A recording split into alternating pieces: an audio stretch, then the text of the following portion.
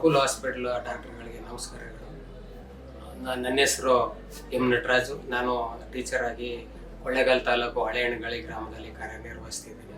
ನಾನು ಮಂಡ್ಯದಲ್ಲಿ ಒಂದು ಸಾಹಿತ್ಯ ಸಮ್ಮೇಳನ ಅಂದ್ಬಿಟ್ಟು ರಾಜ್ಯ ಸರ್ಕಾರಿ ನೌಕರಿಗೆ ನೀಡಿದ್ದು.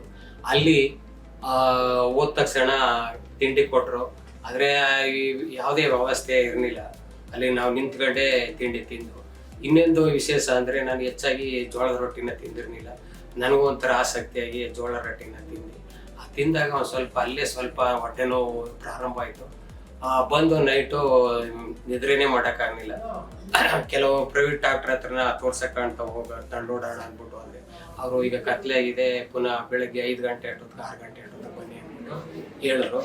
ಏನಾಗಿದೆ ಅಂತ ಹೇಳಿದಾಗ ನಿಮಗೆ ಅದೆಲ್ಲ ಸ್ಕ್ಯಾನಿಂಗ್ ಮಾಡಬೇಕು, ದೊಡ್ಡ ಹಾಸ್ಪಿಟಲ್ಗಳಿಗೆ ಹೋಗಬೇಕು ಅಂದ್ಬಿಟ್ಟು ಹೇಳಿದ್ರು. ಅವರು ಇಲ್ಲ ಆಗೋದಿಲ್ಲ, ಮೈಸೂರು ಅಪೋಲೋ ಹಾಸ್ಪಿಟಲ್ಗೆ ಹೋಗಿ ಅಲ್ಲಿ ಒಳ್ಳೆ ಡಾಕ್ಟ್ರ್ ಇದ್ದಾರೆ, ಒಳ್ಳೆ ಟ್ರೀಟ್ಮೆಂಟ್ ಕೊಡ್ತಿದ್ದಾರೆ, ಸ್ವಲ್ಪ ಖರ್ಚಾಗ್ಬೋದು, ನೀವು ಅಫ್ಸೆಲ್ ಆದ್ದರಿಂದ ಹೋಗಿ ಅಂದ್ಬಿಟ್ಟು ನಮ್ಗೆ ಹೇಳಿದ್ರು. ಆಂಬುಲೆನ್ಸ್ ಮಾಡಿಸಿ ಅವರೇ ಕಳಿಸಿದ್ರು. 6 ಗಂಟೆಗೆ ಬಂದಿಲ್ಲ ಅಂದರು. ನಮ್ಮ ಸ್ನೇಹಿತರ ಜೊತೆಲಿ, ನಮ್ಮ ಕುಟುಂಬದ ಜೊತೆಲಿ ಬಂದು ಇಲ್ಲಿ ಡಾಕ್ಟ್ರುಗಳ ತಕ್ಷಣ ನನಗೆ ಖುಷಿ ಆಯಿತು. ಎಲ್ಲ ಡಾಕ್ಟ್ರುಗಳು ಬಂದು, ನರ್ಸ್ಗಳು ಬಂದು ಎಲ್ರಿಗೆ ನನಗೆ ಏನಾಗಿದೆ ಅಂದ್ಬಿಟ್ಟು ಫಸ್ಟು ಮಾಹಿತಿಯಿಂದ ಪಡ್ಕೋದು. ನಿಮ್ಗೆ ತೊಂದರೆ ಇದೆ, ನಾವು ಸ್ಕ್ಯಾನಿಂಗ್ ಮಾಡಬೇಕಾಗುತ್ತೆ, ರಿಪೋರ್ಟ್ಗಳು ಇನ್ನೂ ಜಾಸ್ತಿ ಇದೆ, ನೀವು ತಕ್ಷಣ ಅಡ್ಮಿಟ್ ಆಗಿ ಅಂದ್ಬಿಟ್ಟು ಮೊದಲನೇ ವಾರ್ಡ್ಗೆ ಅಡ್ಮಿಟ್ ಮಾಡಿದ್ರು. ಅಡ್ಮಿಟ್ ಆದಾಗ ನನಗೆ ಹೊಟ್ಟೆ ನೋವು ಇನ್ನೂ ಜಾಸ್ತಿ ಆಯಿತು. ಸ್ಕ್ಯಾನಿಂಗ್ ರಿಪೋರ್ಟನ್ನ ಮಾಡಬೇಕು ಅಂತ ಹೇಳಿದಾಗ ಬೆಳಗ್ಗೆ 10 ಗಂಟೆಗೆ ಸ್ಕ್ಯಾನಿಂಗ್ ರಿಪೋರ್ಟನ್ನು ಮಾಡಿದ್ರು. ಸ್ಕ್ಯಾನಿಂಗ್ ರಿಪೋರ್ಟ್ ಮಾಡಿದಾಗ ಅಲ್ಲಿ ನಿಮಗೆ ಗ್ಯಾಸ್ಟ್ರಿಕ್ ಇರೋದ್ರಿಂದ ತೊಂದರೆ ಆಗಿದೆ, ಅದರಿಂದ ಆಪ್ರೇಷನ್ ಮಾಡಬೇಕು ಅಂದ್ಬಿಟ್ಟು ನಮಗೆ ಹೇಳಿದ್ರು. ಆಗ ಆಪ್ರೇಷನ್ಗೆ ಸುಮಾರು ಖರ್ಚಾಗುತ್ತೆ. ನಮಗೆ ಎಷ್ಟಾದರೂ ಪರವಾಗಿಲ್ಲ ಸರ್, ನಾನು ಸರ್ಕಾರಿ ನೌಕರರ ಅಧಿಕಾರಿ, ಸರ್ಕಾರದಿಂದ ಬರುತ್ತೆ, ಇದು ಮಾಡುತ್ತೆ, ನನಗೆ ಆರೋಗ್ಯ ಕಾಪಾಡೋದು ಬಂದಿದ್ದೀನಿ, ನನಗೆ ವ್ಯವಸ್ಥೆ ಮಾಡಿಕೊಡಿ ಅಂದಮೇಲೆ ಅವರು ಎಲ್ಲ ವ್ಯವಸ್ಥೆ ಎಲ್ಲ ಮಾಡಿ ನಮಗೆ ಮನೇಲೂ ಅಂಥ ವ್ಯವಸ್ಥೆ ಇರ್ತಿರಲಿಲ್ಲ, ಅಂಥ ವ್ಯವಸ್ಥೆಯನ್ನು ಈ ಹಾಸ್ಪಿಟ್ಲಿಗೆ ಮಾಡಿದ್ರು.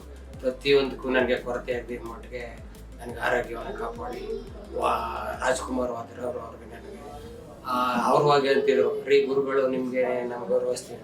ಇಲ್ಲ ಸರ್, ನಿಮ್ಮ ಜೀವ ಕೊಡೋರು, ನೀವು ವಿದ್ಯೆ ಕಲಿಸಿದ್ರೆ ಅಂತ ಅವ್ರಾಗ ಅಂತಿದ್ರು. ಹಾಗಾಗಿ ಒಂಥರ ಆಪ್ತರಾಗಿ ನಾನು 6 ತಿಂಗಳು ಅಡ್ಮಿಟ್ ಆಗಿ 2 ಸರಿ ಆಪ್ರೇಷನ್ ಆಗಿ ಜಾಂಡೀಸು ಆಗಿದೆ, ಕಿಡ್ನಿ ತೊಂದರೆ ಇತ್ತು, ಮತ್ತು ಪಿತ್ತಕೋಶ ತೊಂದರೆ ಇತ್ತು. ಇದನ್ನೆಲ್ಲನೂ ನನಗೆ ಸರಿಪಡಿಸಿ ಈಗ ನಾನು ಆರೋಗ್ಯವಾಗಿ ಚೆನ್ನಾಗಿದ್ದೀನಿ.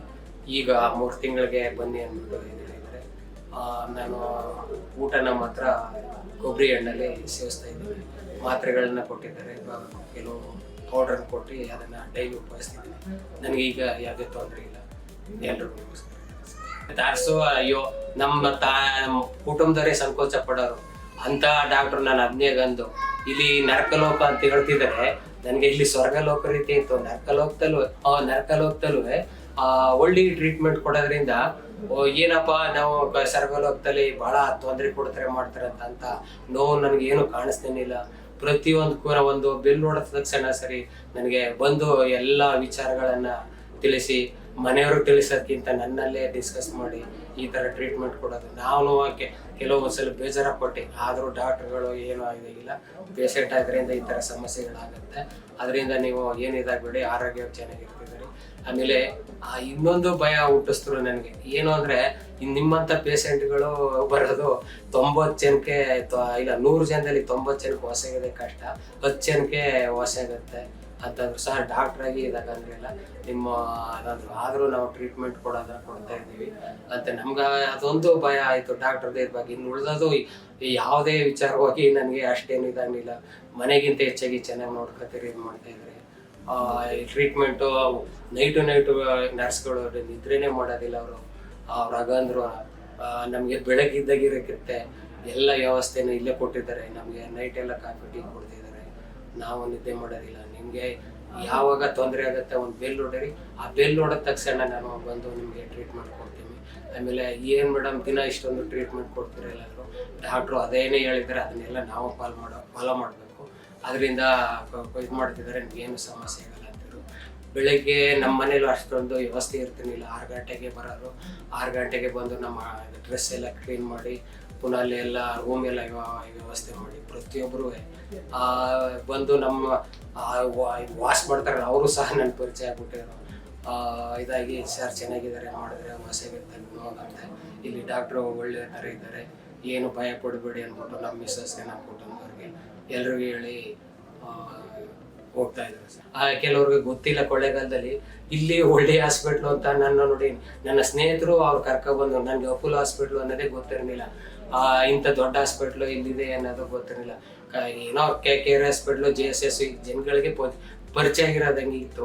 ಈಗ ಇತ್ತೀಚಿನ ದಿನಗಳಲ್ಲಿ ಅಪೋಲೋ ಹಾಸ್ಪಿಟ್ಲ್ಗೆ ಎಲ್ಲರೂ ಹೇಳ್ತಿದ್ದಾರೆ ಇಲ್ಲಿ ಒಳ್ಳೆ ಡಾಕ್ಟ್ರ್ ಇದ್ದಾರೆ, ಟ್ರೀಟ್ಮೆಂಟು ಚೆನ್ನಾಗಿದೆ ಅಂದ್ಬಿಟ್ಟು ಅದಕ್ಕೆ ನಾನೇ ಸಾಕ್ಷಿ ವಾಸಿಗಿರೋದ್ರಿಂದ ನನ್ನ ಸ್ನೇಹಿತರಿಗೂ ಕೆಲವ್ರಿಗೆ ಹೇಳಿದ್ದೀನಿ ಸರ್, ಬಂದು ಇಲ್ಲಿ ಟ್ರೀಟ್ಮೆಂಟನ್ನು ಪಡೆದಿದ್ದಾರೆ.